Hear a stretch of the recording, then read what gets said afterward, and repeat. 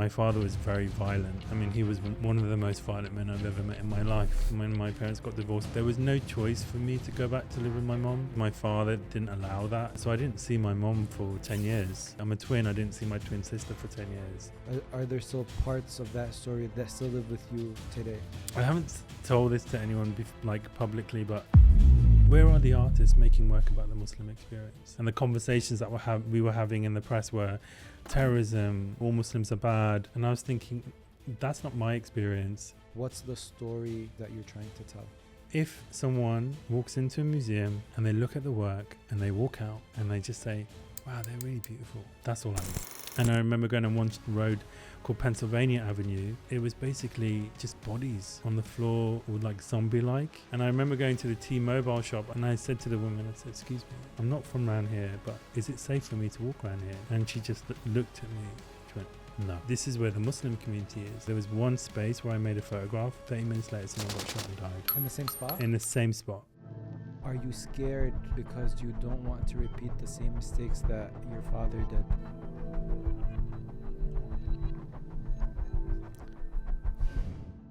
Before we start, I want to thank you for tuning in and listening to these conversations. And I also wanted to let you know that without your support, I cannot continue having them. My only ask of you is to hit the subscribe button if you haven't yet, and like this episode if you enjoy this conversation. Mahtab is an award-winning photographer from the UK. He has had his photography displayed in exhibitions and museums. He is originally from Pakistan. Mahtab shares Muslim stories through taking portraits of people. In this episode, he gets a chance to tell his story. He shares the dark moments of his life and everything that got him here today. With that being said, let's get the show started. Welcome aboard Middle East Airlines. والمتوجهة إلى طيران الشرق الأوسط يرحب مدينة القدس العربية.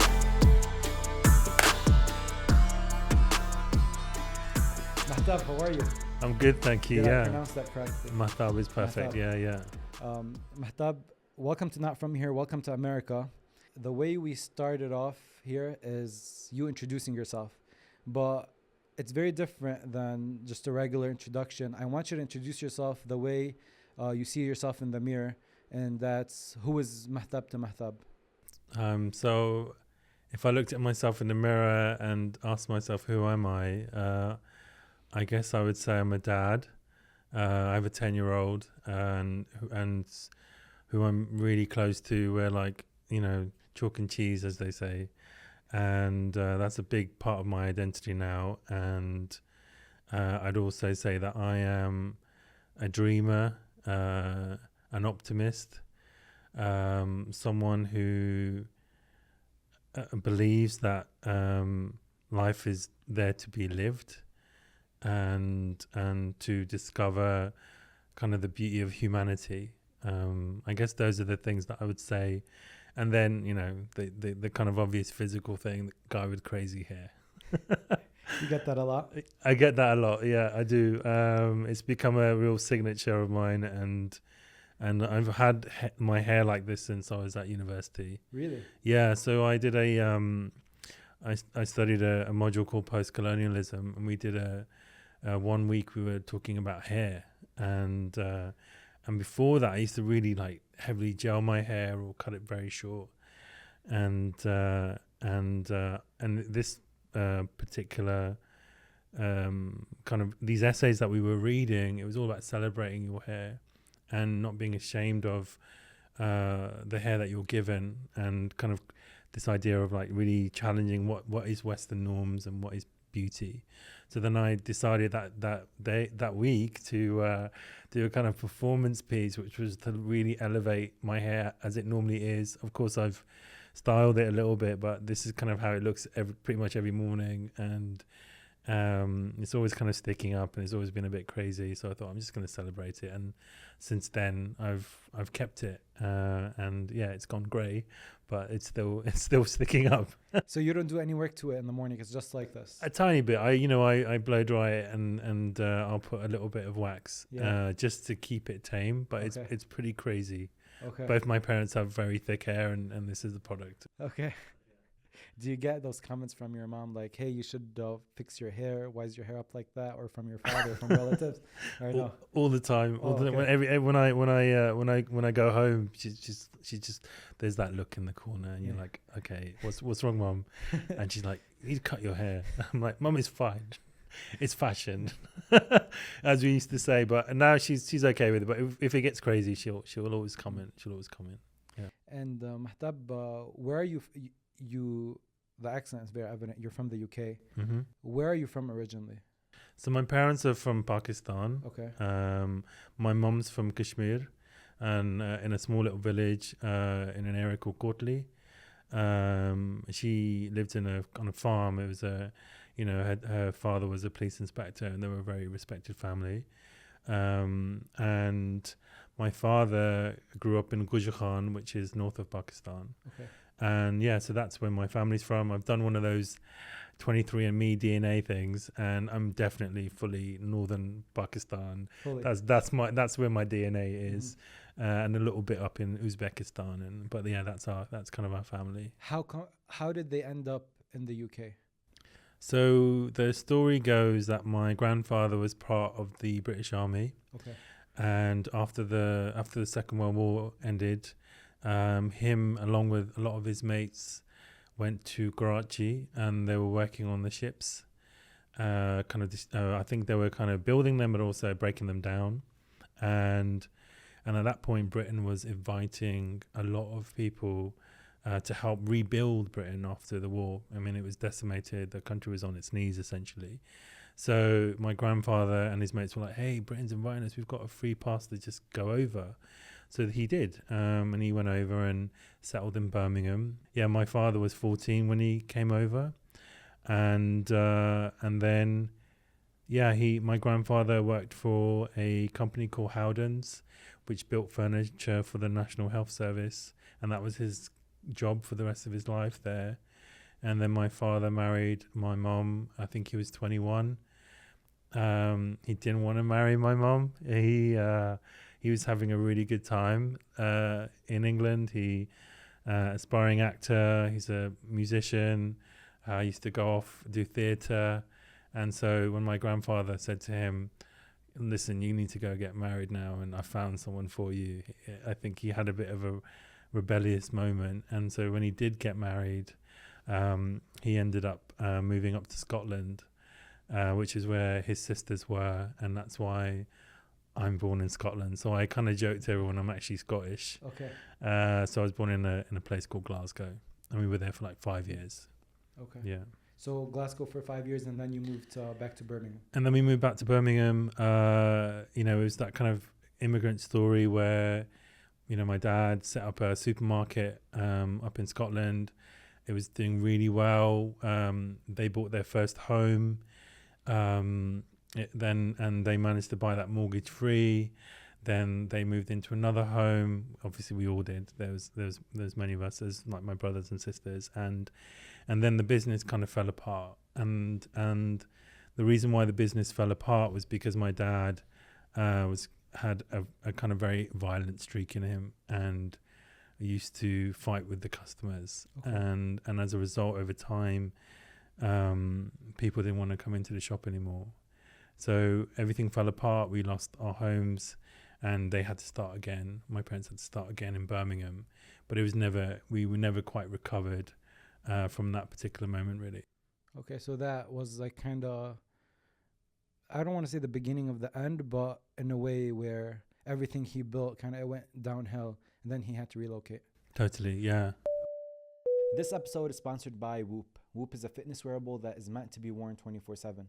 That is what you need to reach health-related goals. You need monitoring around the clock, and Whoop makes it easy to do just that. From your steps, to your calories, to your workouts, to your sleep cycle, it does it all. It was the push that I needed to start taking my health more seriously. And now, because you're a listener of this podcast, you can get Whoop for 10% off when you go to join.whoop.com/notfromhere. Don't miss out on this limited time opportunity. And now, back to the episode. And then, how is your relationship like with back home, first and foremost? In Pakistan? Yes. So I don't remember. There's family album. There's pictures of us going back when we were 3 or 4, back to Kashmir, essentially. And there's pictures of me with my aunties, and it's like very lush. And there's other funny photographs of me crying next to goats. I think I was frightened, and they just took a picture. And so that was my memory. And I hadn't actually gone back to Pakistan until I must have been early 30s. Really? Yeah, because my parents ended up getting a divorce, so we were too busy kind of surviving, trying to rebuild our lives again. So that conversation never really, or that opportunity never really happened. And the only time it truly happened for me was when I was able to do it with the British Council as an art project. And I always said that I really want to go back to Pakistan, but I'm only going to do it if my work takes me there.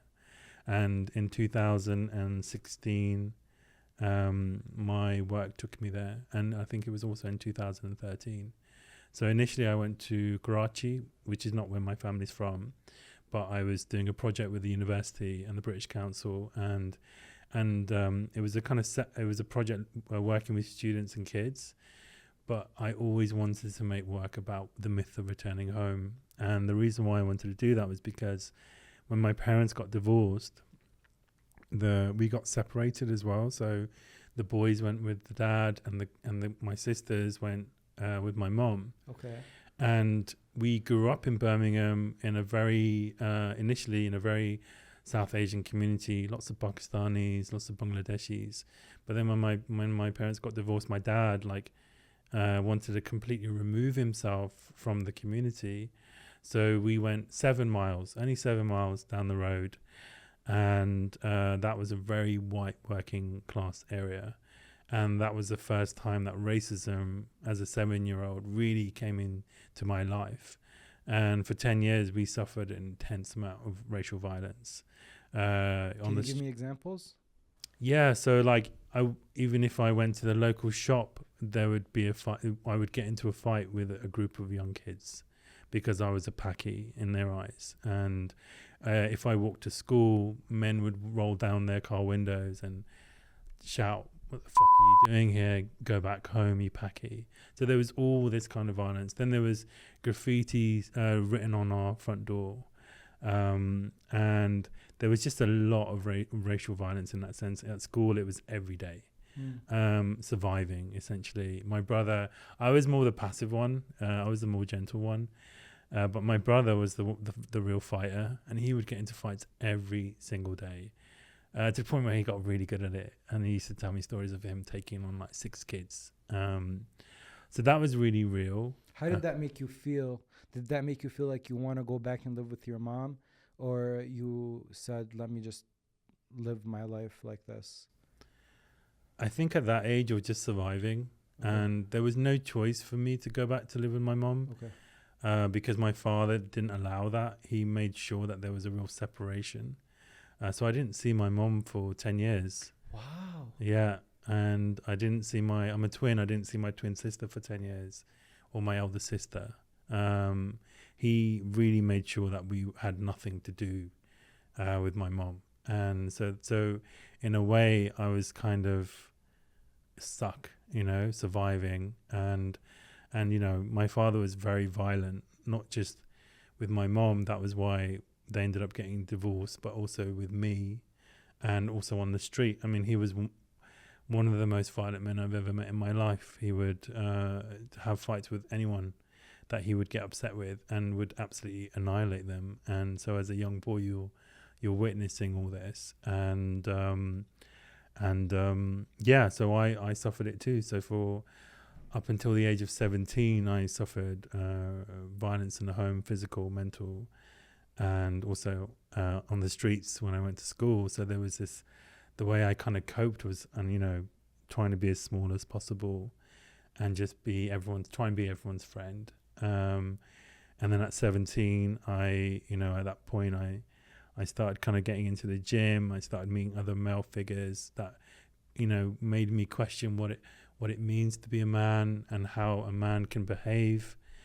And, one day it was I got beaten really badly again, and I was like, I'm done.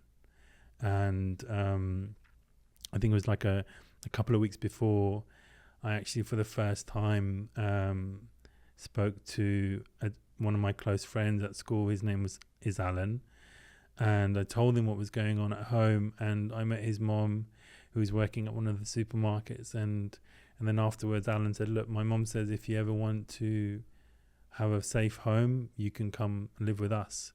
And that was the first moment in those 10 years that I had an opportunity to escape, essentially. And I took it. And were you scared of your dad's reaction? If I told him that I was going to leave, Yeah. I didn't tell him I was going to leave. I couldn't even tell my brother I was going to leave. Were you scared he would find you? Oh yeah, totally. So after that evening, I woke up the next day. I basically, I ended up being like the female figure in the home. So I did all the cooking, cleaning, everything, and was essentially, like I would tell people, I felt like I was a bit of a slave. Like I took on that role. And I remember just kind of sitting at the coffee table. We were all having breakfast and looking at my dad and looking at him and saying, this is the last day. I'm not gonna be here anymore. And I remember just kind of walking out of the house, packing, and I had my school bag on me, or college bag, and then went straight into school and told them exactly what was going on. And social services got involved, police got involved, and that was it. And I left him, and that was kind of the start of my journey to finding myself again. And of course I was scared that he was gonna find me, and he did. And he just found me that very same night, I think it was, where I was the first time I was able to kind of wander the streets and walk, because I had curfews as well. Like I had to be home by like 3:30. If I was a minute late, I was in trouble. And that evening I was out with my friend Alan and his girlfriend. We were just walking, around the kind of area, around some grassy fields, and he drove past and he was just, shouting his abuse. And that was the first moment afterwards that I saw him. And then one of the things that I managed to kind of do over those 10 years was be really resilient. So when everyone found out what was happening at home and how calm I was over the couple of weeks, 3 weeks, 4 weeks that I was with Alan, people started to doubt my story, and they thought, oh, he's making this up.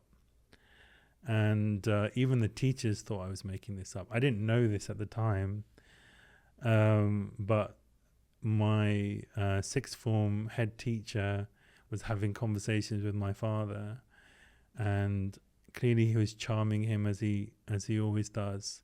Was he charming? Oh, incredibly. Like the most charismatic man. He's very handsome, very charismatic, has a real presence. I mean, he was an amazing dad. Yes, he was violent, and it was really tough, but there was a lot of love that came from him as well. And that was the hard thing, right?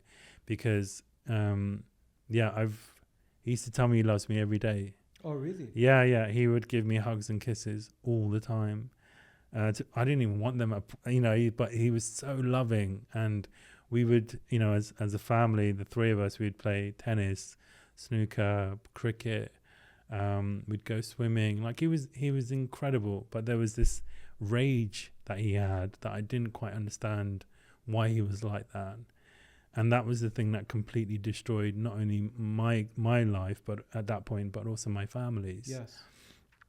And I think this is very common when it comes to people who have, I don't know, a personality disorder or have narcissistic tendencies. There's a very charming element to their character. They tend to be very charismatic. Oh, yeah, and he was.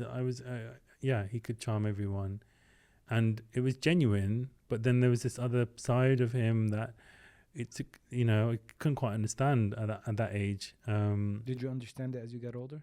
Yes. Yeah. I mean, he was, he had an incredibly traumatic childhood, and that caused this trauma to build in him, and it was all about not feeling dominated, not feeling like a victim, and also, I think in a weird way, because he saw how gentle and soft I was as a little boy, he didn't want me to be that way. Yeah. Because I think he saw a lot of me in him, and I owe it to him for why I want to be an artist and why I'm in the arts and why I'm creative.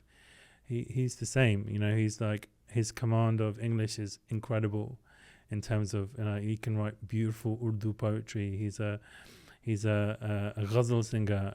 We've had people like the Sabri brothers come to our home, and just an amazing man. I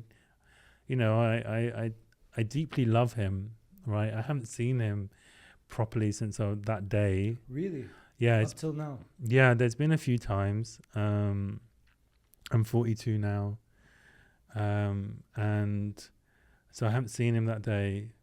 But going back to that story that I was kind of sharing with you, so I ended up. I remember going into the college, and my head teacher came up to me and he said, "Oh, your dad's in my office. I need you to come and see me in 10 minutes."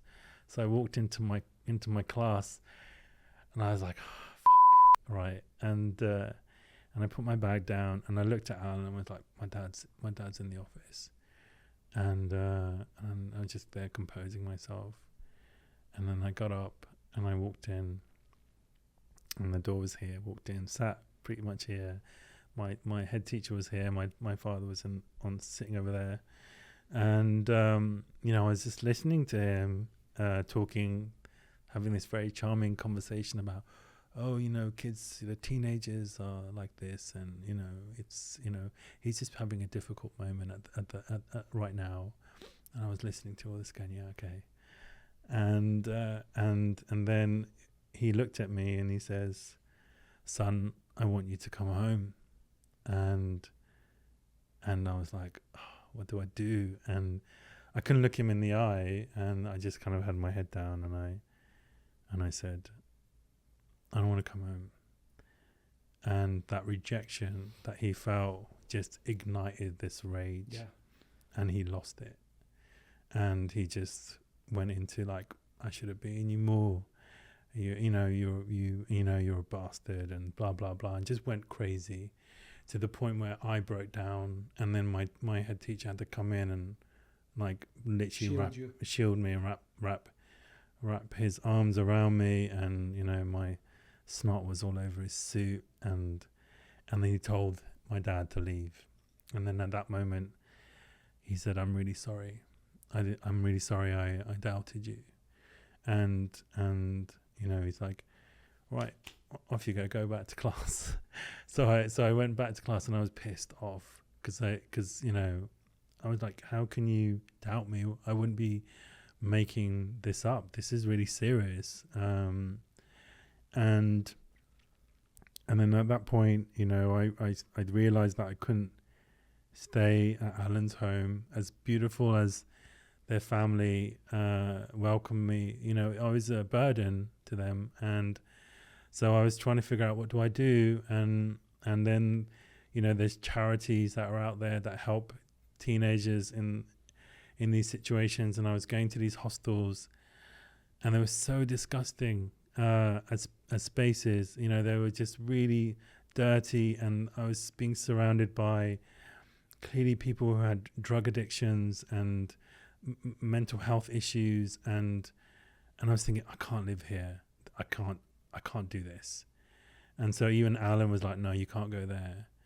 And then thankfully, my mom ended up calling my dad, because every now and then there was some kind of phone call, and he was like, yeah, that bastard son, he's left, he's run away.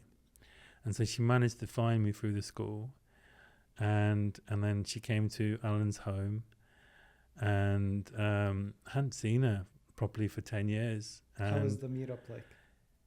it was hard, because I haven't told this to anyone like publicly, but my father used to do so many awful things. He used to make me do so many awful things. He used to make me phone up my mom and swear at her, and in Urdu call her a prostitute, and he'd be right next to me, like say this, say this, say this. So when I talk about this idea of like a division, like he really forced this, and so there was a lot of shame when I first met her, because I was like, I've called my mom all these things, and one of the how he ended up referencing her over those 10 years was the bitch, and that was her name. It wasn't mom or your mother. That's so sad. Yeah, it was absolute abuse in every single way, right? Psychological and like conditioning, all these things. So then when I first met her, that was the word that came into my mind. And Did she come alone or with your twin sister?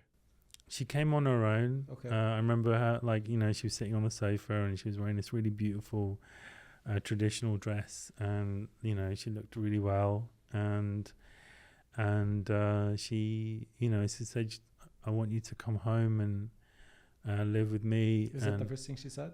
Pretty much, and and she took me we drove back to her house. What are the emotions that go through in a first meeting like that, other than the shame and the guilt? But you see that after all these years, your mom still wanted you to be at home with her. Yeah, I mean, I think the emotion was just, I think at that point it was just this, I felt like I was having an outward bodily experience, right? I couldn't quite manage to deal with any of my emotions. There was this thing of just, it almost felt like a simulation, right? And at that point in my life, I was very reserved. I was very good at holding myself, and I guess now as an older man, I realized I disassociated a lot, and that was a survival mechanism. So there wasn't emotion. There was a contain. So you were still contained even at that moment. Yeah, That kind of makes sense, because all of the situations that you were in growing up with let's say your dad abusing you, you should feel, let's say, an enormous amount of fear, and you still contained yourself. And then this is it's the opposite, where you should feel very happy, but there's also very strong emotion attached to this incident, and you also contained yourself completely. And that's just me being right. What's going on here? That's that was always like reading the room, right? How am I going to play this out? Am I safe? Yeah. What does it mean to live with my mom? But I also knew I had no choice. So I went and we built a life together. I met my twin sister again. How was that like? Yeah, it was beautiful, man. Do you guys look each other? Are you guys identical? Or? Well, it's funny, because when we became a family again, we were inseparable, and we'd get on a bus to go to the town together. We'd hang out together. I've got an older sister as well, and there would be people who'd be like, "Oh my God, you guys look so alike," right? But then there would be other people who'd be like, "Oh, it's so nice your boyfriend and girlfriend," So it was so funny. So just depending on who saw us. Yes. But Mahtab, when you say these things, when you tell the story, how does that make you feel on the inside, that all this is now past you? Like saying these things, are there still parts of that story that still live with you today? I think what lives with me today is the fact that we are, as a family, we are broken. I don't have the best relationship with my twin, because we as wonderful as we connected, it was also hard to keep that together, because there was 10 years that was lost, and You know, like my mom, like when we left, I was like 7-year-old boy. And then when I came back, I was a 17-year-old teenager. I'm a grown man, right? And so there was that real loss and that grieving that we all had to deal with. And and you know, my mom is still, you know, she's never been remarried, neither has my dad, and they still talk about each other, and they still talk about you know, the trauma that they experienced and how bad it was for them. You know, I don't talk to my dad anymore, but my sister does, and she's saying he's still going on about the same thing. And I had to kind of, I've always been the kind of person where if there's a problem, I have to fix it. And so I knew I wasn't very good at speaking to people. I knew I was scared to kind of have my own voice. So I deliberately did performing arts at college. Because I was like, I need to get over this fear. How did you get to the camera? How did I get to the camera? Yeah. So I'm a very visual person, and when I was little, I used to like love looking at the family album, and I think it was a combination of like wishing our family was like this, but also like loving the idea that you can make these beautiful photographs, but actually they were not that good. And then you would like leave your home and you see these billboards with these absolutely shiny, perfect images. So I kind of fell in love with the visual side of photography. And then I remember when I was little, I used to have a Kinder Egg toy that broke, and it was like this black little magic box thing, right? And but I used to pretend that was a camera because this little thing used to move. Yeah. So I used to go around like taking pictures of my brothers and sisters, and that's kind of where the love of the kind of camera came. And there's pictures of me holding our family camera. So there was always an interest in that technology.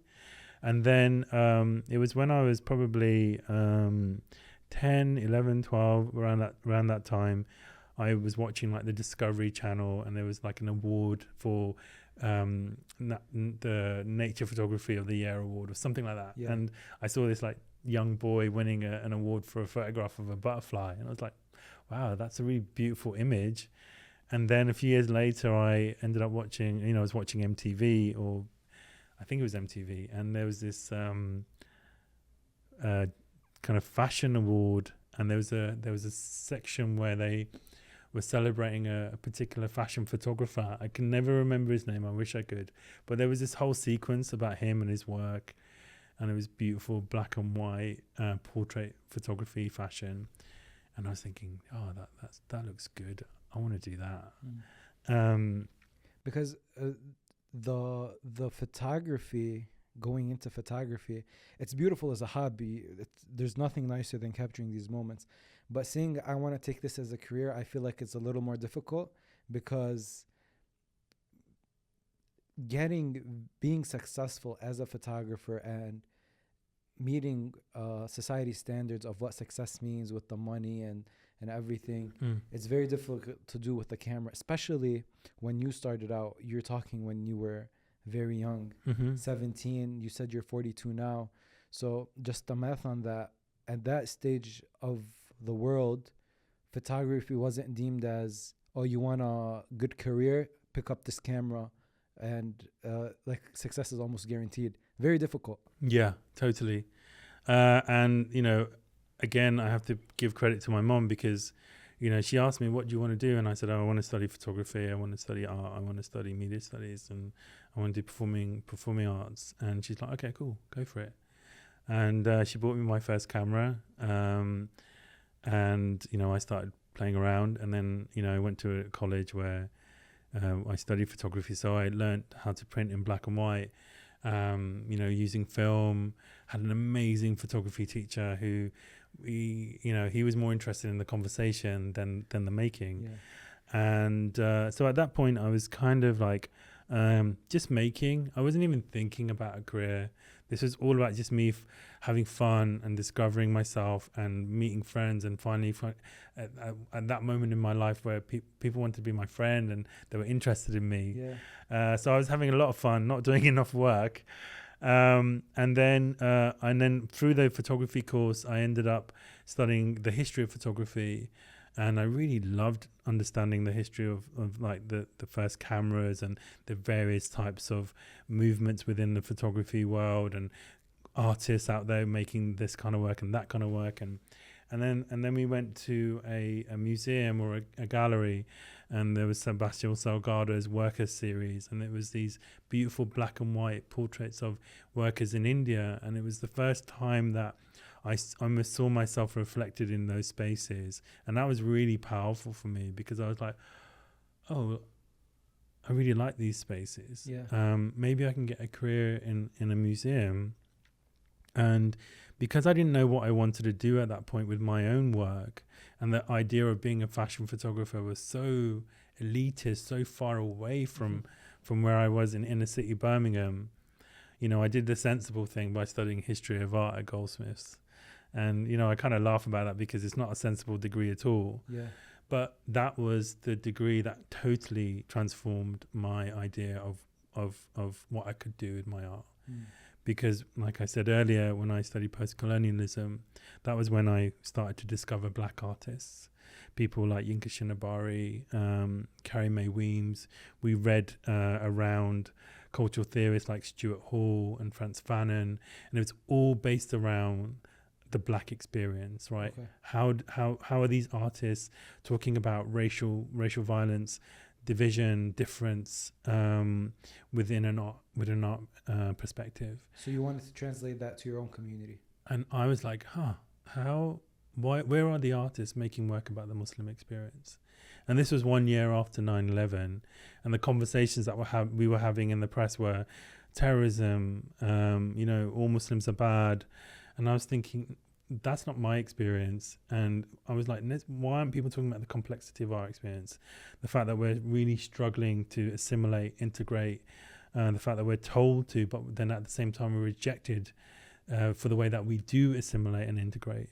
And then the racial violence that we experience as a community. You know, it's, you know, in the 60s there was a whole movement called the Paki bashing movement, where young white men would go around in vans into Asian areas and go and beat people up. You had the National Front. You had so many murders based on race and ethnicity. And of course, all that is not talked about.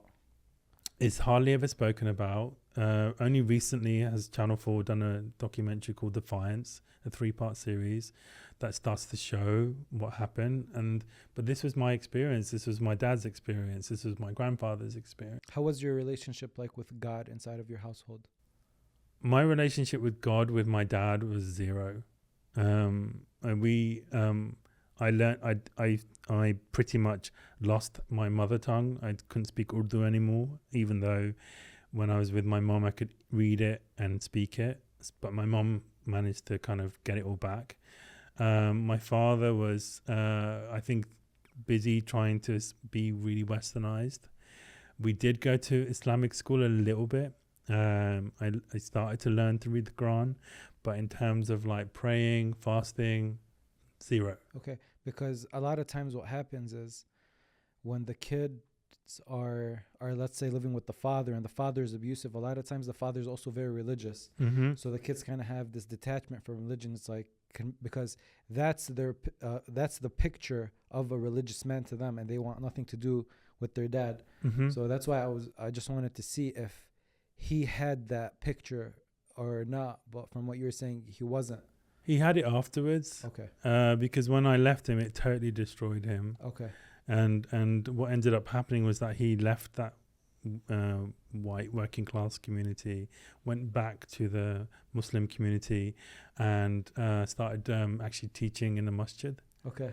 Wow. And so he you know, through his kind of like, oh my God, went back to Islam. And you know, some of the boys who he taught, I met years later, because you know my brother ended up going there too, and they were like, "Man, your dad's scary." Yeah.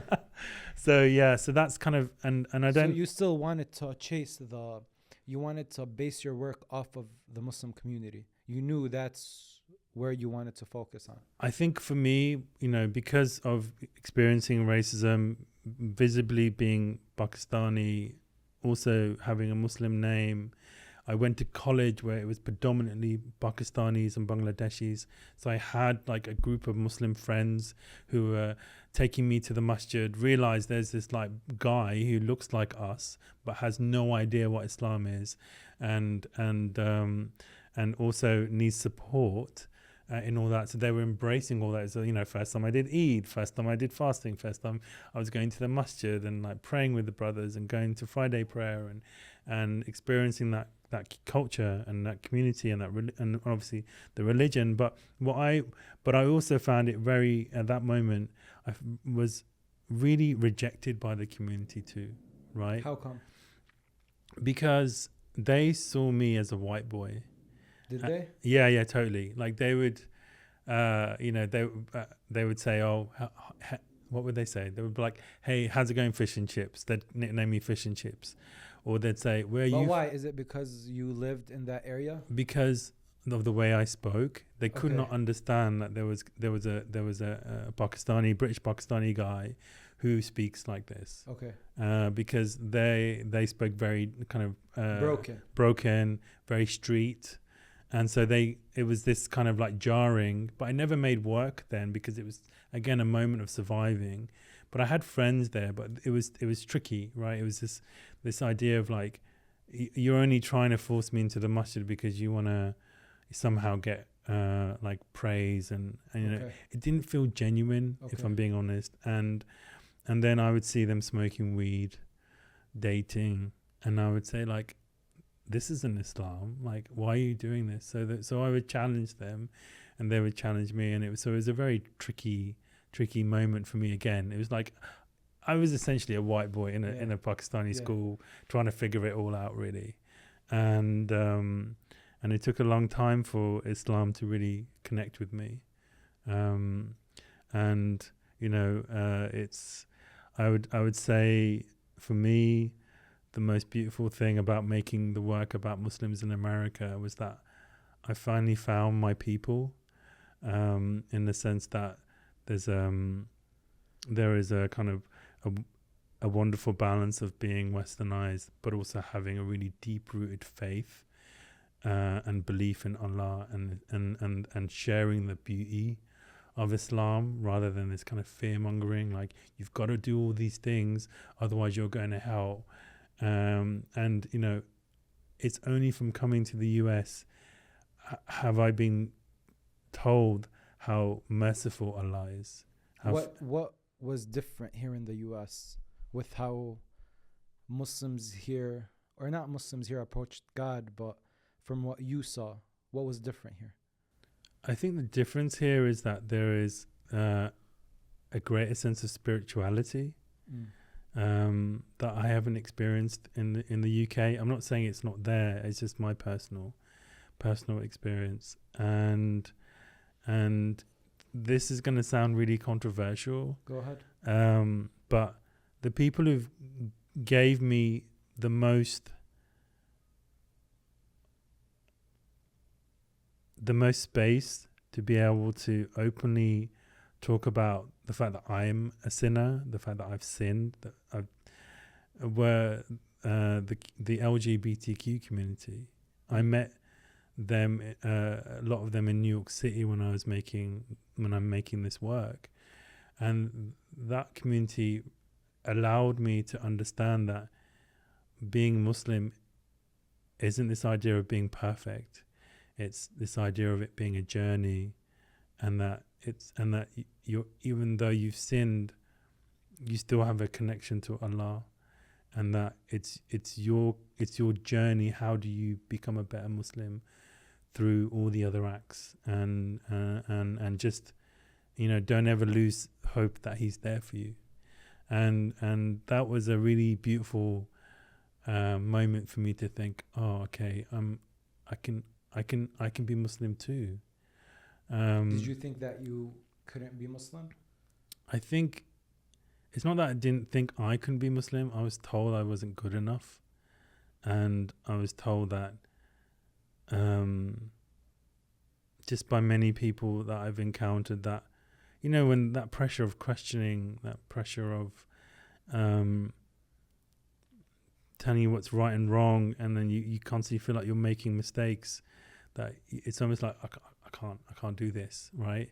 But when someone just embraces you a little bit and says, you've got this, and it's a journey, and you're going to make lots of mistakes, but as long as you're willing to keep moving forward and keep embracing it and not losing faith and hope, you're going to be okay.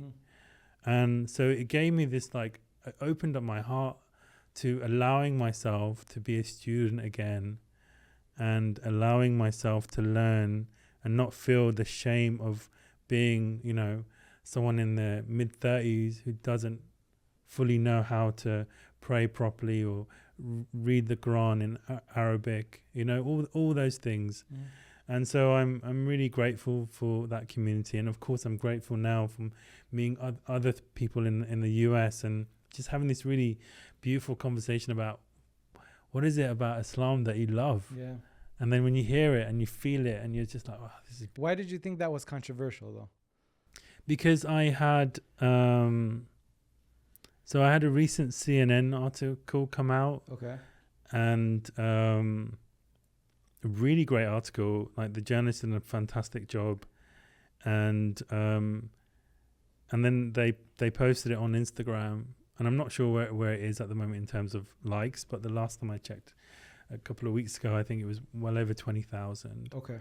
And there was like hundreds of comments, and, you know, I did the thing where I clicked on the comments and I was reading it, and there was like so much anger and so much like venom about, oh, how can you be Muslim and LGBTQ? This is bullshit. You know, oh, now we know what Mahtab is all about. You know, he works for CNN.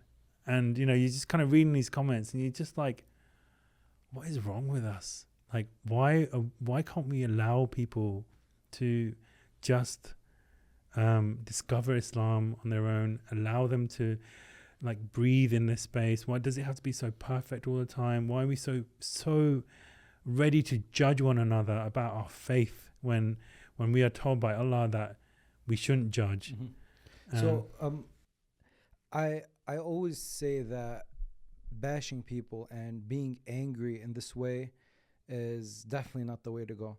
But at the same time, I kind of look at these things as, okay, what are we trying to show here? Because of course, like, this is no question, every single one of us is a sinner. You know, I sin, you sin. It's part of Islam is to sin and repent. It's without one of the basis that we have is repenting and asking God for forgiveness. So automatically sinning is integrated in our systems.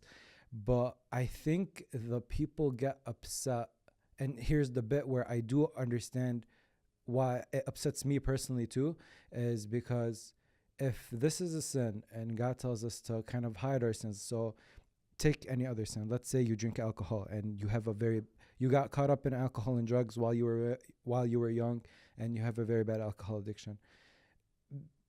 Coming out and saying I'm an alcoholic and I'm Muslim, you can be an alcoholic and still be Muslim and ask God for forgiveness and be on that journey and have people that help you secretly, and all that is fine. But I think the hiccup comes to where I am getting this sin, putting it on public display and say, hey, I'm like this and it's okay. I think the way we should approach all sin is, I know I'm sinning, I repent between me and God, and I seek help from specialists if I know that this is something wrong that I'm doing. And I've had a lot of conversations with therapists, obviously off camera, and they do tell me that the LGBT, a lot of people within the LGBT community they understand that they're sinning and they want to seek help. But the bit for me is, if I'm doing something wrong, I would not want to display it on a public scene. You know what I'm saying? So that's kind of where I understand why people get upset. I don't think that getting upset and being angry and being foul and the way you react to it is a good thing, because now you're doing something wrong as well. But that's why it bothers me personally when I see public displays of, mind you, LGBT just sinning, they've been a big part of it recently, in recent years, with all these movements that's coming on. It's okay if you're Muslim and you're LGBT, so you know it's wrong and Allah's gonna forgive you, inshallah, and you repent and you work on yourself and all these things. But when you bring it to a public level, you're kind of saying that this is normal and you can continue your life like this. But at the same time, you're saying that you're Muslim and you want to repent, so you want to get rid of it. So you want to get rid of it, but you kind of want to bring it and say it's normal. So there's the contradiction for me personally. That's what makes me not like that scene in society. Totally, and I absolutely get what you're saying, and I agree with you. But what that moment made me do was like reflect on, well, what is the difference, right, between living in the West and the thing about living in the West, which I don't think is a good thing, is that we are defined by our sexuality, right? It's a hypersexual space that we live in. I think the West wanted to convince us that was the case. Totally, and so as a Muslim, you don't talk about your sexuality, right? You don't share your preferences or what you like to get up to in the bedroom, because that's private. That's private. You don't do that, right? So we're in a space where it's almost like you're forced to define yourself through your sexuality. I think that's the problem, is the West forcing us to act in certain ways that culturally, and you said you were talking about how your projects show the Muslims in the West holding on to that culture and the roots. Why was it when we come to the West, we have to compromise to what the West wants us to do? So if I come here, why did I come here? I didn't come here to talk about my sexuality. I came to America because I lived in a third world country that was terrible, and I wanted to help out my family, and I wanted to build a better life for myself. So why is it that now, because I'm in the West and the West wants me to talk about these things and make it public, that I have to compromise my culture and my beliefs to what they want? That's why I reject that type of thinking. It's because I don't think that we should do as the West says, because they've proven time and time again that, look at their communities, look at what's happening, and even go more west, San Francisco, California, you see all these places where these ideas have been pushed to the max. Those communities are collapsing, so it's evident that what the West wants doesn't work, and it's not prosperous. And holding on to our culture while taking some ideas that the West is able to provide from us can actually help us prosper. Yeah, I totally agree with you, and all I'm saying in this moment is that I guess they're on a journey too. Oh yeah. Right, and just sharing the complexity of our experience. Very complex. And it is complex, and it's very hard to deal with the kind of more difficult subject matter. But that's what I believe within in an art space. You have the opportunity to share those nuances. Oh yeah. And and there should be spaces where we could have these conversations, because I think it's important. And it's important for those struggling in those spaces, and it's just important to also just, I think, get to a point where conversations aren't taboo. I think that's really important, right? And so that's all I'm trying to do. I think that you see it on an extensive level because of the work you do, because you're traveling to all these places and you're meeting all these wonderful people with probably amazing stories. I wonder, how much reflection do you do personally when you visit a place, a city? You stay there for, how long do you usually stay in cities for? So at the moment I'm staying for about a month in most spaces. Do you usually do that, a month? So I go for a month, and then I go back, and then I go back home, right? I go back to the UK. I'm not going around the whole country. Okay, I see. I thought that's what you do. No. You would go to Los Angeles for a month, then go home. New York for a month, and then let's say Dearborn now for a month, and then you go back home, or no? No, New so York, Birmingham. exactly. So, I was in Toronto for 2 weeks. Okay. And then I went into New York. I was in New York for 4 weeks. So that was 6 weeks. Then I went home and I, reflected on the work. Everyone transcribed the interviews, look at the portraits, think about what has been said, has been shared. And then I'm obviously working on other projects while I'm in the UK. Then I went over to LA and met the kind of LA community of producers, actors, writers, people who really want to try and challenge what it means to be Muslim, like talk about our complexities in all the ways as creatives. And that was really exciting. And then I went home. And then last year, Yeah, last year I did a photography and chair residency at Micah University in Baltimore. Really? I was there for 3 months. I was basically where The Wire was filmed, West Baltimore. And I was told, don't go there. Why? Incredibly dangerous. Oh. Gun violence, terrible, drug issues, alcohol problems. I mean, I saw people literally on the streets with needles, like on the floor, and they're completely, high, and next to kids playing, right next to kids playing. Wow. And I remember going on one road called Pennsylvania Avenue, and it was basically just bodies on the floor, or like zombie-like. And they're like frozen in one frozen position. or like it was insane. It felt like Armageddon, right? And I remember going to the T-Mobile shop. I bought myself a bike so I could cycle around, and I walked into there to kind of top up my card. And I said to the woman, I said, "Excuse me," and she said, "Yeah." I said, "I'm not from around here, but is it safe for me to walk around here?" And she just looked at me, and there was silence. She went, "No," just like that. I was like, how am I going to make work? Because this is where the Muslim community is as well. They live in that area? In that area. So there was this masjid called Masjid al-Haq, and it was used to be Temple Number 9. Elijah Muhammad owned the building many, many years ago, and then it changed. And as, I said luck would have it, but, alhamdulillah, like I was in a really beautiful space. And, a week and a half into it, Ramadan started. And so, of course, everyone went to the masjid.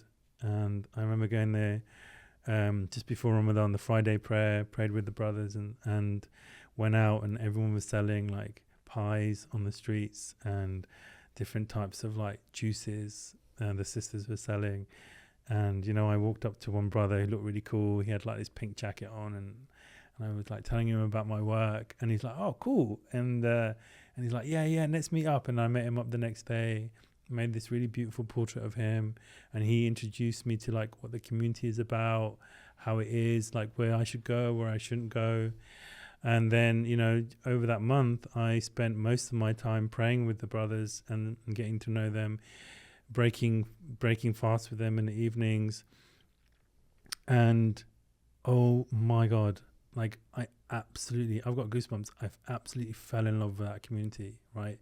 I saw how much Islam is giving them, right? Under this violence, under like many countless murders, many of the brothers going in and out of prison. It was like going to college, right? That's how normalized it was. That Islam gave them this sense of surrender, hope, and community. And when I talk about community, I've never experienced a community like that before. What makes it, you think, so special? Because I think when everything is taken away from you, right? Everything, when you have no money, or you've seen your friends die, like literally on the streets. There was when I was there was one space where I made a photograph. 30 minutes later, someone got shot and died. And then in the same spot? In the same spot, literally 30 minutes later. And then it was a few weeks later, there was a prominent boxer who was really like very successful, doing so much for the community, Muslim brother, was shot by a stray bullet, dead. And I remember talking to one of the brothers in the masjid, because I found out he was a boxer, And I said, oh, did you know him? He said, yeah. I said, man, I'm really sorry. That must be really hard. And he went, it's life. Right, that's how normalized it is. Wow. And Did so you get scared? Knowing that. do you know what was interesting? Yeah. Was that as soon as everyone in the community, not just the Muslims, but the wider community found out that I was Muslim and they saw me going to the masjid, I was protected. Like they don't touch Muslim brothers or sisters because they say, oh, that person's on their deen.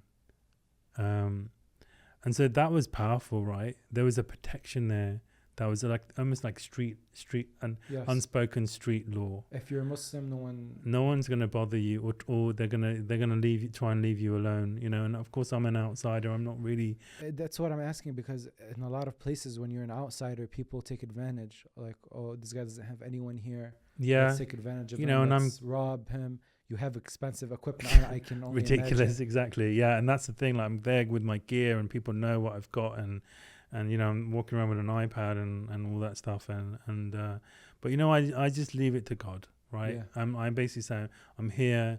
I want to get to know the ummah, make work, talk about their experiences, and you know, What does it teach you about yourself?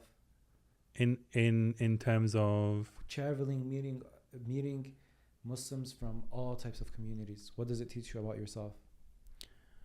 I feel really blessed to be Muslim. I think that's what it really teaches me. Like I feel really lucky that I'm part of this ummah. And it teaches me. It really teaches me about humanity, and the fact that we're all struggling. We're all like trying to do our best. And when someone just comes and wants to get to know you and as a person, as a human being, and shares this love, like this openness, that the connection is so real.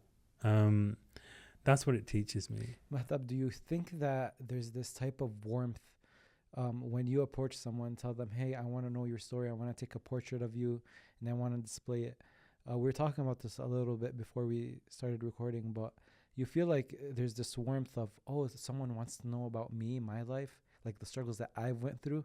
Like, we're always so busy with life and I feel like a lot of people lack this love and attention and warmth. So when a brother like you comes along and says, hey, I want to know your story and I want to take a picture of you and display it, it feels like, oh wow, I'm special in like some sort of way.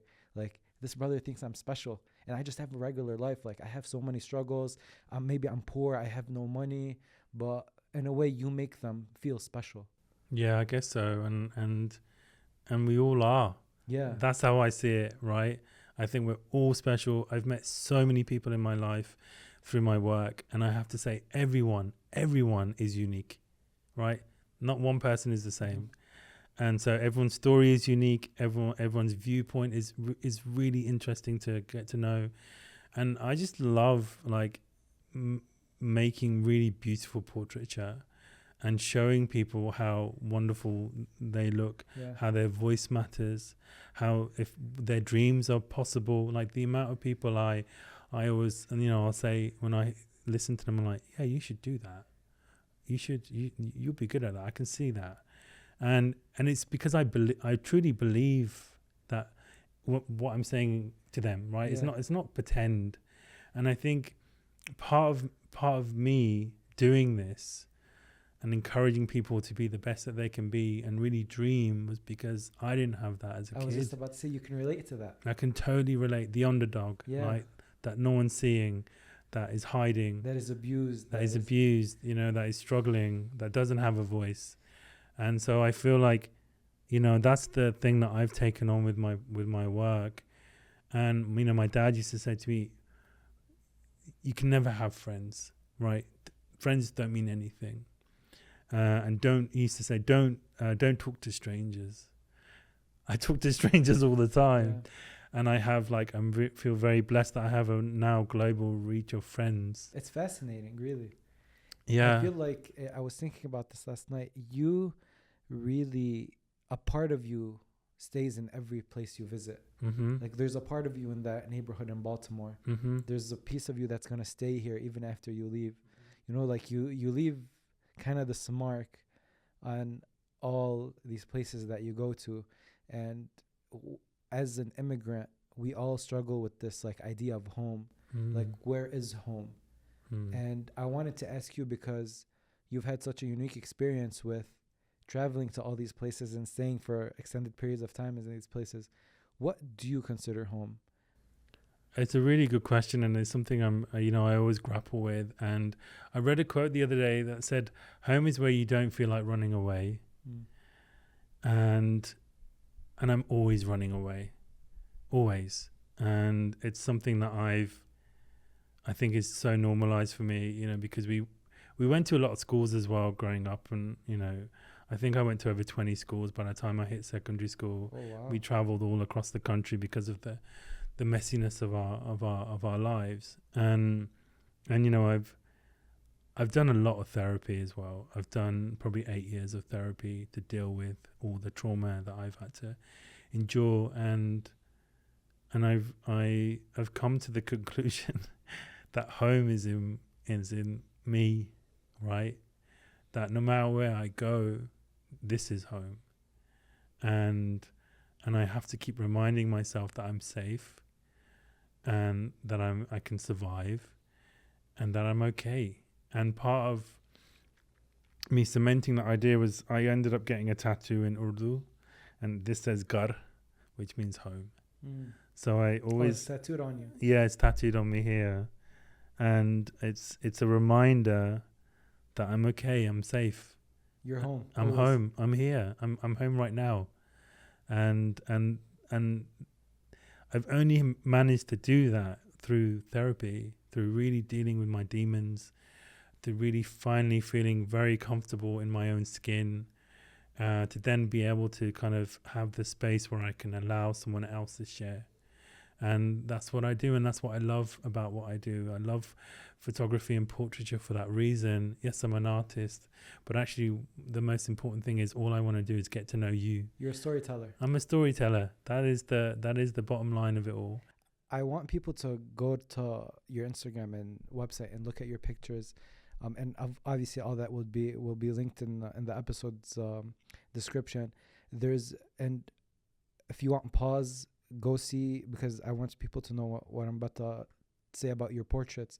There's this eeriness. I started off as a photographer, and I was looking at your pictures, and there's this uneasiness about the pictures, especially the ones on your website. It's like I feel like I don't want to look at it, but at the same time I want to look at it some more, you know. And I always think that for photographers, their style of photography is a reflection of themselves, you know. And I just want you to explain to me, what is it about? First of all, tell me if you agree or disagree with the uneasiness, if you see it as well. It's like I want to look, but the person makes me uncomfortable to where I also want to stop looking at the same time.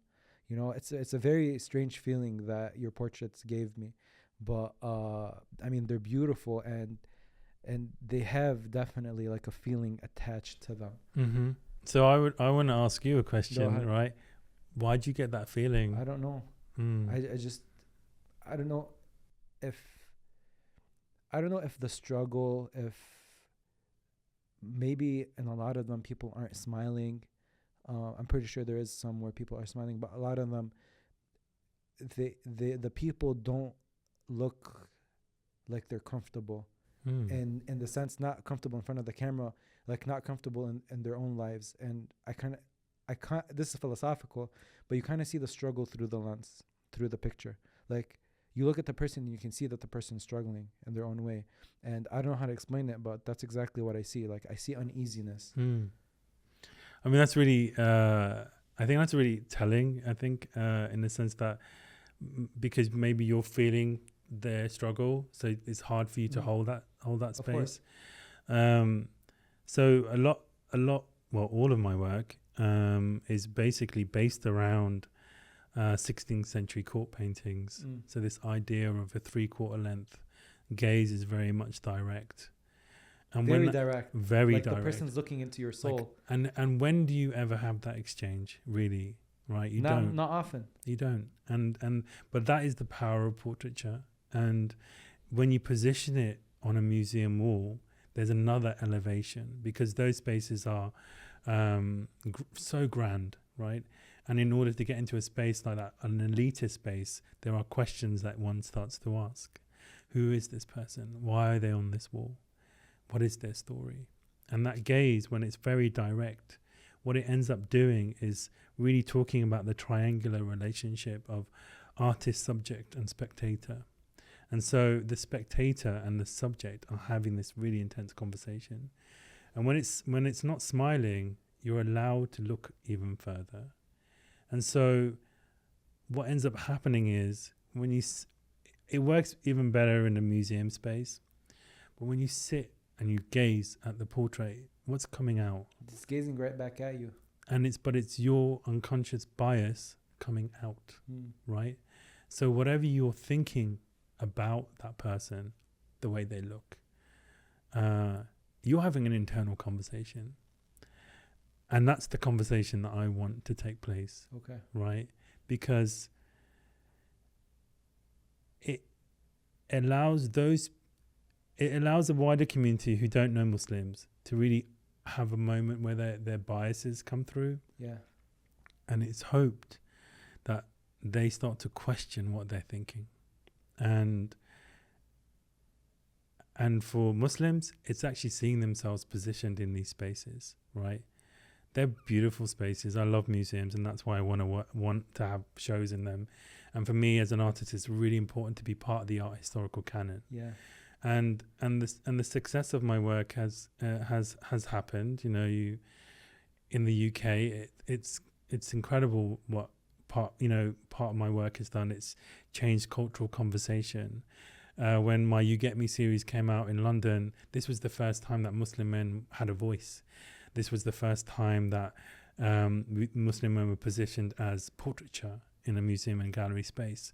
I had journalists ask me, how did you get the community to speak? And I said, well, I'm not a journalist, I'm an artist, and this has taken 9 years to get to a museum gallery show. And it broke records, and it really did shift the conversation about men.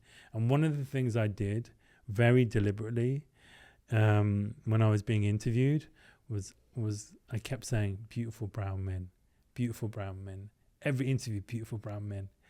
And people didn't know how to deal with that, because this was the first time that someone was actually looking at Muslim men and elevating them and saying they're beautiful and they're brown. And it just caused ripples in the press and in the media. Is the UK in general, I'm not familiar with it, is it like a race? Do they have like a look down on the brown community or like the immigrant community? Yeah, we're still the underdog, you know, and I think Riz Ahmed said it really well. Like, the Pakistanis and the Bangladeshis are like the Mexicans of America. Okay. So we're very working class community, right? Our parents weren't doctors, lawyers before, or academics, or had collections. The community here, there is the Muslim community here who has that level of position in from back home. So you breaking records is really a breakthrough for the brown community. I would say so. Yes. Yeah. Definitely. This was the first time that anything like this has been. Did you feel like the community was proud? Oh, immensely. Like, I had so many messages from like all the brothers and like, yeah, go for it. Because I was really going for it in terms of talking about how angry I am that our narrative has been completely hijacked, that we're supposed to be terrorists, pedophiles, rapists. We might even kill our sisters in the name of honor. And I was like, for fuck's sake, like how are we in this position, right? And I was like, I want to try and challenge this. And I'm not just me. There's many people who are doing this, but I'm doing it in an art space. And for me, art is the most powerful medium to create a cultural shift in conversation. Right. Yeah. So people were very proud, and you know, I won various awards, and that's how I'm here in the US, because it was really important for me to make work about the American experience, because the American Muslims really defined our experience growing up in Britain. In what way? People like Malcolm X, Muhammad Ali, they're, you know, two incredibly articulate, passionate, very forthright, strong men who really challenged authority for us to be seen as human beings. And so, you know, over in England, we were like really proud to see that. And I think it's one of the reasons why a lot of the, you know, South Asian men take on certain types of urban identity, because because the black experience really reflected us. So that's why I wanted to come over to the US. And what is America's biggest export? It's culture. Right. So it's really important to understand the belly of the beast. So that's why I'm here making the work. And for me, it's still very, like, what's interesting is that when I come over, when I'm here, people are like, oh, this work is so important. The community is saying, and no one's doing this. And so I feel very honored that I'm in a position to do this. I'm probably now over 250 portraits into making the series. Next year, I'm going to be doing a major road trip, starting off in New Jersey and basically covering 9,000 miles, going to Chicago, Missouri, South Carolina, Texas, San Francisco, and all the way up to Vancouver. And it's to really understand the kind of full American experience. I mean, for example, in Texas, the one of the largest communities there, or the fastest growing communities, are Latinos and Mexicans, and so I'm going to base myself there and you know, get to know that community and understand like why it is that they're reverting or converting. And so this is what I'm trying to do. How do you deal with rejection?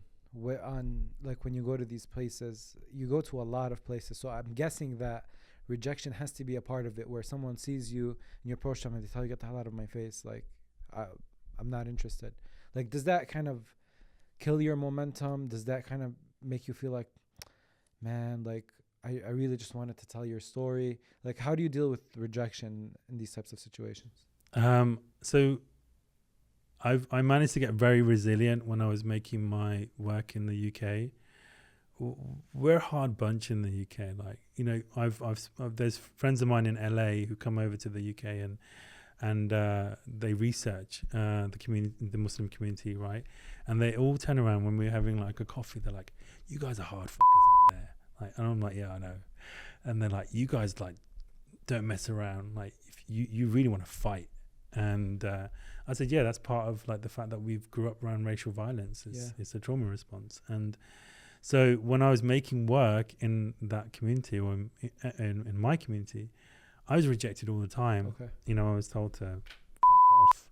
I was told that I was an FBI agent.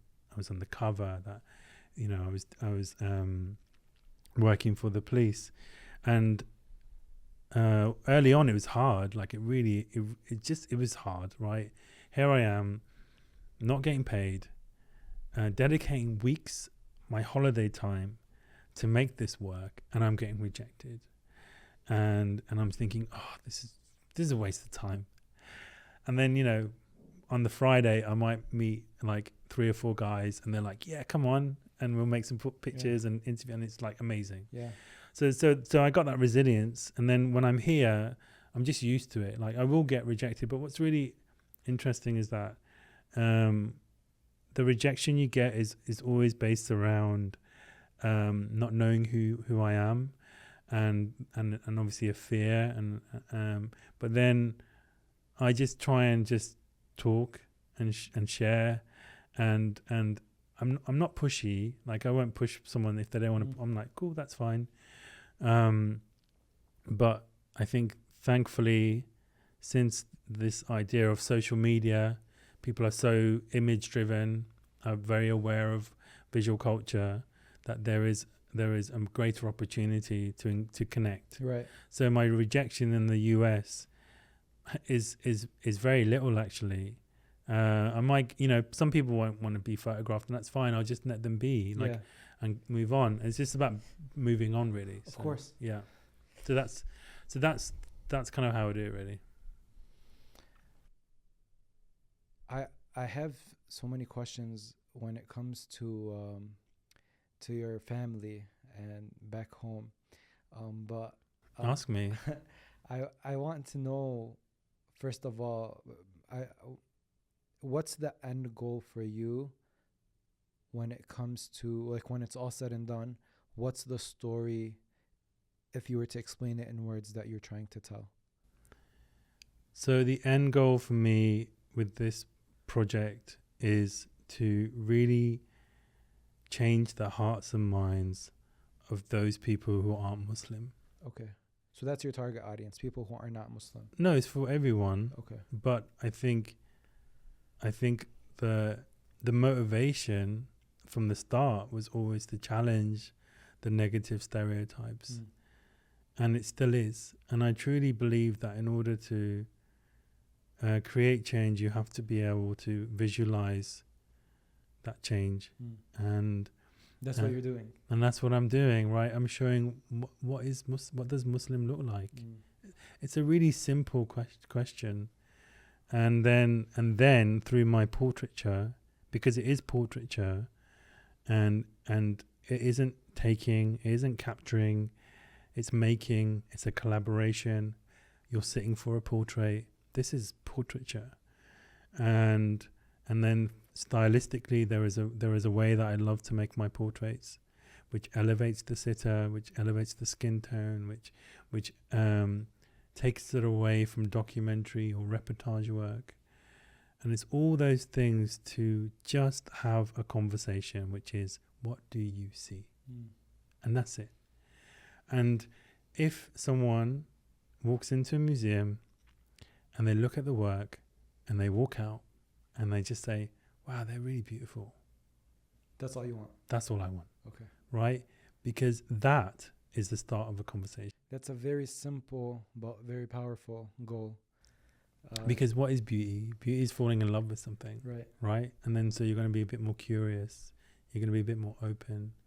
And then hopefully, through obviously the conversations that I have in the press or through in conversations, there's a little gateway Yes. to just opening up this key and opening up this door to allow us as Muslims to be seen in another light, right? People tend to remember beautiful things. Yeah, and the other thing is this: what is the medium that has demonized us? Photography, Right. film, right? Visual culture. So how are we actually going to change the conversation? You fight back with the same weapon. With the same power, and that's it. And I do it through beauty and a really gentleness. So this idea, like, I'm not gonna force my way in. I'm just gonna nudge, right? And let the work do its thing. Yeah. That's it. You said, you mentioned at the beginning that you're a father. You, that's part of your identity. You have a 10-year-old. That's close to the age where you were separated from your mother. When you look, when you start thinking of, I want to build a family, are you scared because you don't want to repeat the same mistakes that your father did, and you want to make sure that the same things doesn't happen to your child? Is that a thought in the back of your head? Yeah, always. I think we all make the same mistakes our parents do. As much as we want to run away from our parents, they're in us, and it's in our DNA. We now talk about ancestral trauma, and it's very real. And so there's always this fear, like, am I going to make the same mistakes as my dad? And what was I going to say? I think I'm not like my dad. I think in the sense that there's many elements of me that is, I look like him. This is crazy. You put a picture of my dad next to me, pretty much the same. But when I was 17, I always said to my friends, I want a girl, right? They'd always say, when you have your first child, what do you want it to be? I'm like, I want to have a girl. And I don't know why, but I just always just dreamed of having a daughter. And, you know, when I was 32, you know, Allah gave me a girl. And, you know, like I said, we're close. Like, she's beyond a best friend, right? And she's amazing. And How do you deal with being far away from her? it's hard, you know, and, you know, this time around it was really hard, because, you know, I was at the airport and, you know, I was there having breakfast with her and you know, she was having avocado toast. That's kind of her favorite breakfast. And I grabbed her and I was just giving her lots of kisses all over her face. And then she looked at me and she went, I'm not going to get these for a while. And I was like, oh. And, you know, she started crying and all I could do was hold her. And at that moment, it was sad, but it also made me really happy because I was like, this is what I gave her. Like, I give her so much love. Like, and I have to thank my dad for that. Like, he showed me what love really means and how it feels. And so she has that. And I'm just really, you know, I wrote her a message afterwards and I said, you know, I always prayed for a girl and Allah gave me a girl. And sorry. It's okay.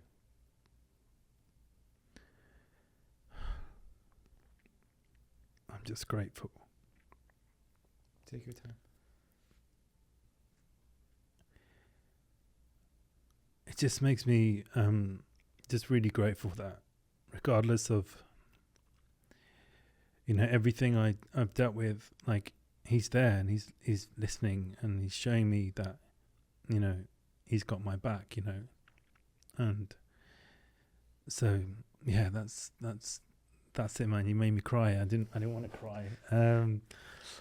So I'm just really grateful, and I feel really blessed that I have this beautiful opportunity where I'm able to make the work that I'm making.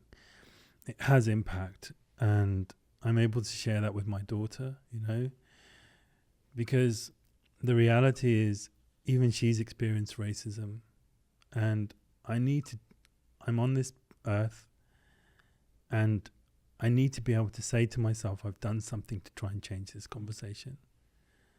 For her too. For her, for us, for everyone. But yeah, very much for her because, you know, she's my girl. I got to look after her. I've got to make this world better for her. And that's it. I want you to think about this deeply, okay, now. If you had one prayer that you mentioned Allah so many times during this conversation. If you were to have one prayer for this stage of your life, what would that prayer be? Well, it's the prayer that I always say to Allah, which is, please guide me and please help me get closer to you. That is the only prayer that and you know, it's like, and please forgive me.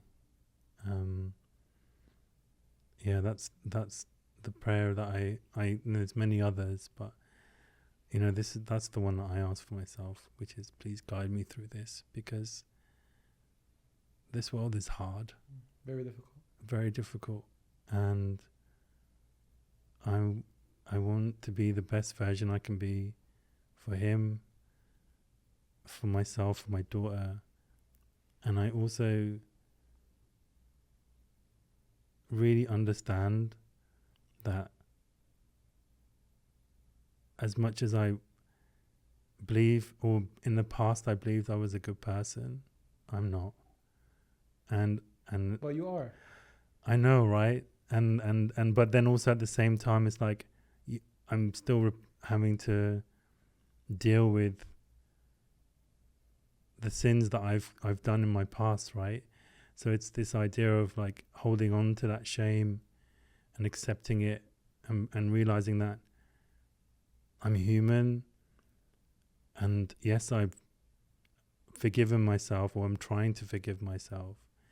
And that's the struggle that I think we all have, is this idea that as much as we ask Allah for forgiveness, we also have to ask ourselves for forgiveness. And yeah, that's me really. Sheikh once told me something that it's just stuck in my head, and he said that Allah never expects us to be perfect, but He just expects you to try. So that you just trying, and like you look like you do a lot of self-reflection, that you really like, because you're not only seeing your mistakes, you're meeting with these people that it's not a lot of times open with their mistakes as well, like, hey, I do this, I do that, I've been through this, and it's all on public display. And so you listen, you take that in, and you try to not do these mistakes, and sometimes we'll fall into them, because obviously, again, we're not perfect, going back to the conversation, but we're trying. And I think that's what we're supposed to do. Yeah, I agree. Yeah, we are trying, and I'm trying, and that's the best. And honestly, your work is amazing. Like, I really just scroll through your work. I want everyone to please just scroll through the work, and you'll feel something. Yeah, beautiful work, and I really, really enjoyed this conversation. Beautiful. Yeah, me too. Thank you very much. Thank you, and I hope that Dearborn is on your road trip for next year when you come, so we can sit again. Definitely. Yeah, I'll be coming back. I said to you earlier, I've fallen in love with this place, and I want to move here. I will be back. Okay. I will be back. So That's beautiful. Yeah, thank you for having me. Thank you, Mahtab.